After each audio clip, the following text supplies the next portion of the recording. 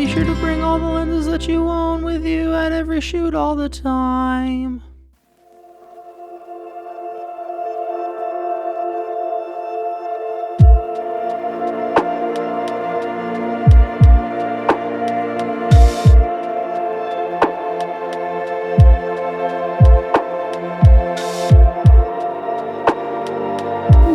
Sorry for the interruption there.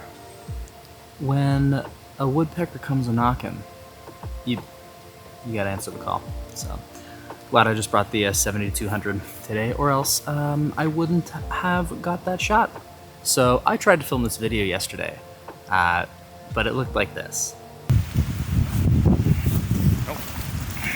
Gotta go to a different spot.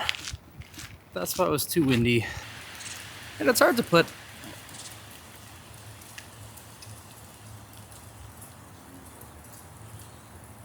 there were some big branches falling today, and I'm not here. I'm not about to get crushed by a tree.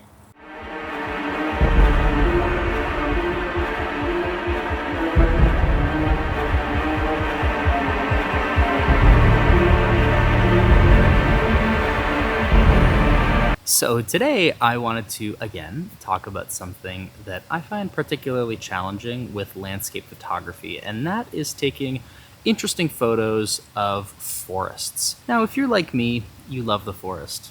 The trees, the sounds, the birds, the leaves. I speak for the trees. But I find that my photos of forests fail to represent how I feel when I'm in them, or really what I'm experiencing in the moment.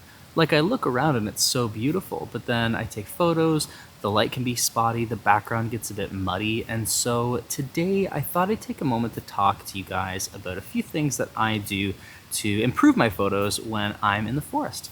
Let's go.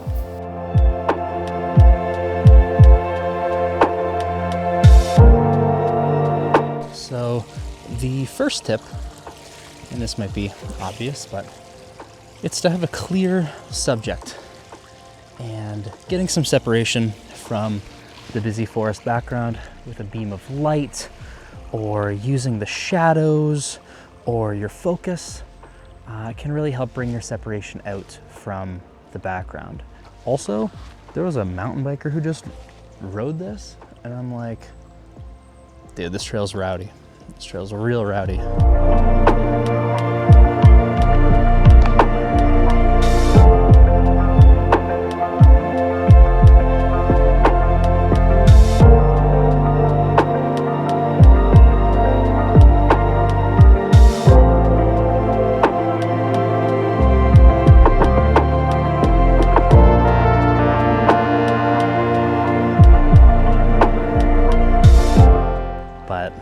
What happens if you don't have a clear subject? Now, the less obvious answer for me is that I wasn't shooting photos wide or tight enough. I usually rely on something like my 24-70 when I'm walking through the forest, and when you're just taking snapshots, it's more about the vibe of the photo than it is the specific subject, and that's totally fine. Not every photo tells a story. If I'm looking to capture the world around me, I found that using my wide in a forest feels more like what I was experiencing. And then on the other side of that, once we get up to 150 mil, 200 mil, if you're balling out, 400, 600 mil, you're really able to pick up on the smaller things, the little bits of life going on around you in the forest. And so I found that getting away from the medium focal lengths when I'm in the forest was actually making a big difference in the way that I saw my photos.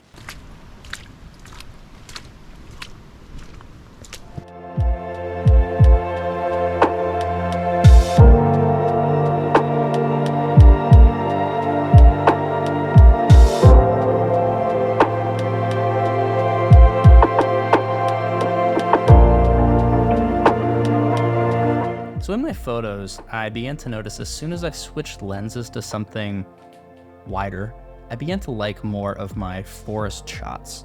And I'm not someone who loves wide lenses for landscape photos, ironically. I feel like wide lenses make me lazy. I don't think that's the case for everybody, but I definitely noticed that I used to rely on my 17-28 for a lot of my mountain photos.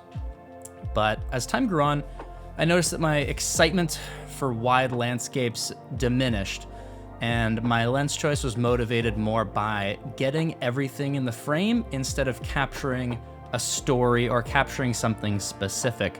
And as I evolve as a photographer, I want to keep pushing towards the things that excite me. Speaking of which, idea for a restaurant that has like an adult play place, like McDonald's except for a big kids.